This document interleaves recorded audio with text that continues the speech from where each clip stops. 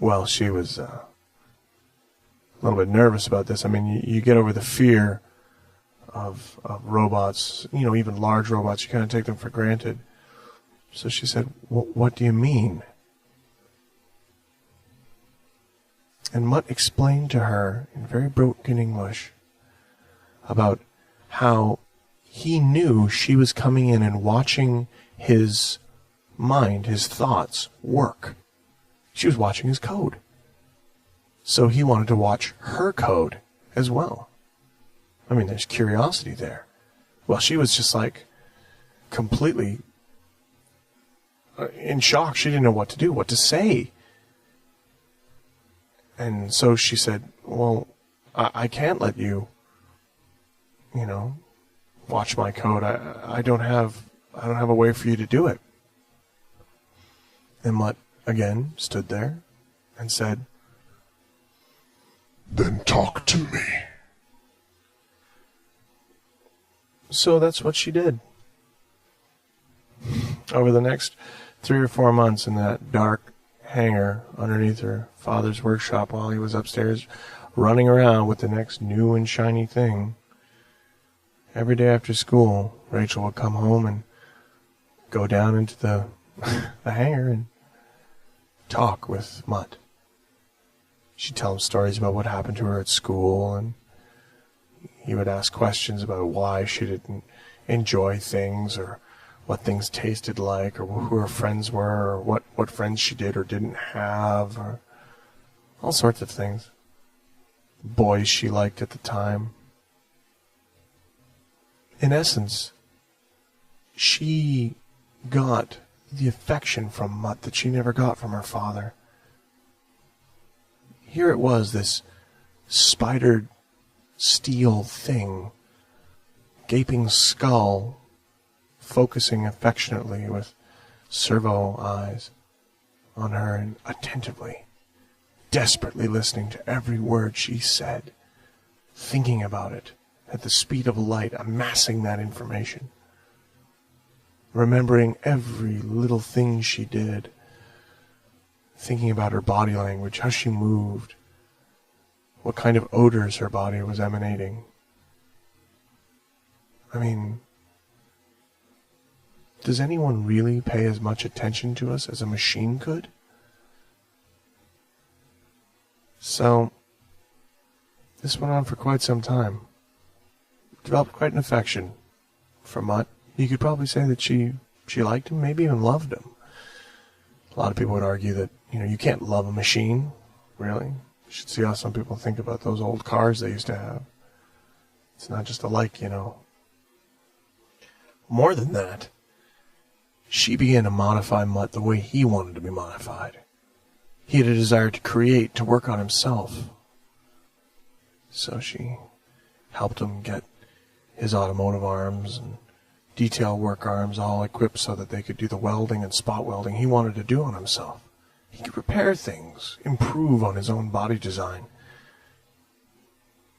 Rather human characteristic, an ability to desire to better yourself. Or for that matter, maybe it's humans with a robotic characteristic. She spent all her time with him as the world went on. And that's where the problems was, you see, because in the world went completely sideways. At this time, the wars had started and the bombs had gone off. In Detroit, of course, this is around the time when Carl Granberg had set up his clinic. The reason why he set it up on the outskirts of Detroit was because, you see, Detroit, something happened in Detroit. Nobody really knows what or why. So much lost. But you see, Detroit had some kind of a biological attack done to it. With all the water that surrounds Detroit City, it was... The theory I go with is that some terrorist group or some,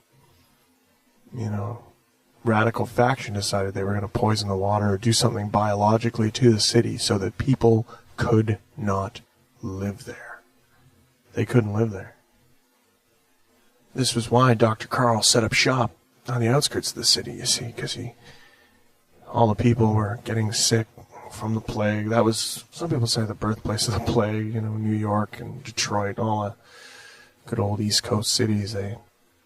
Detroit was hard hit, though. I mean, people were just rotting and falling apart. Some of them, no two symptoms alike. Some had lesions. Others had worms that just developed in their body. Can you imagine that? Having your body somehow create worms out of itself? I mean, these are the things of nightmares. There's horror stories that come out of Detroit. And no one wanted to even deal with them. I mean, the terror factor was huge, and that's why Dr. Carl, of course, he set up his clinic on the fringes of Detroit so that he could try to help these poor people as they were trying to do a mass exodus.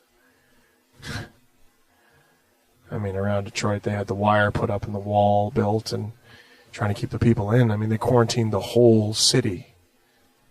The only thing they ever sent in there was automated drones and droids to, try to get a reconnaissance, see what was happening. No one wanted any biological contact. Detroit really became Motor City because if you didn't have a motor, you couldn't be in there. No biological things allowed. No animals, nothing. I guess it would be say it was the world's first dead city. Of course, most of the cities in the United States, by the time this all came to pass, were equipped with, backup rad pack systems and stuff like that. And a lot of the buildings there had rad pack systems. So there's power. It's just that, people couldn't live there. Traffic lights still worked. Cars abandoned in the street. The sun burning everything in sight. I'd like to go to Detroit sometime, but I mean, not even today. It'd be suicide to walk in there.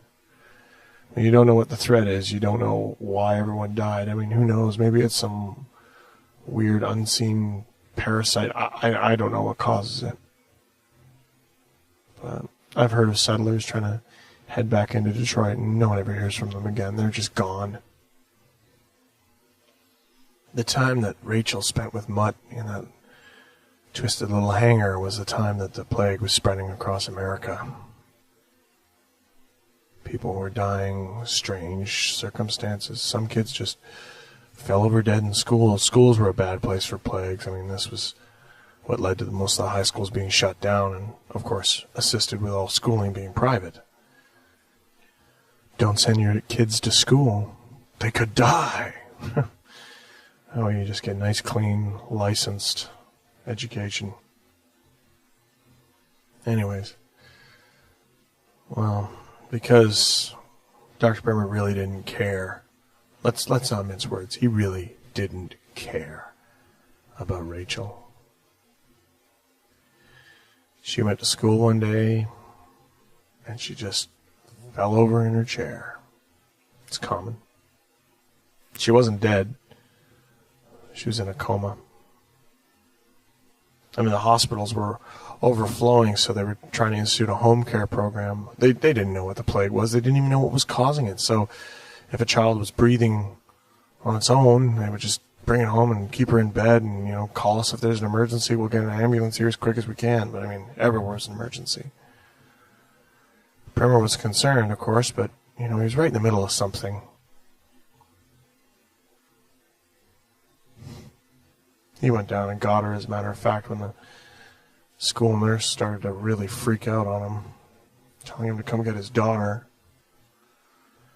He probably brought her home out of less of a hassle than anything else. He had no room in his workshop. I mean, he's working on stuff, and he didn't want to leave her in the house because, well, what if something did go wrong? He'd have to respond pretty quickly. So where did he put his daughter? And he took the little medical bed they gave him, and they put it right where he put everything else he didn't want anymore. Put it in the hangar. Mutt just stood there and watched him bring in the girl. Laid her down on a little bed there and hooked up the monitor with an extra loud alarm system on it so that, in case she stopped breathing, he'd be able to hear it upstairs. Eventually, he'd hear it. Went upstairs. And Mutt sat there, looking at his friend, Rachel.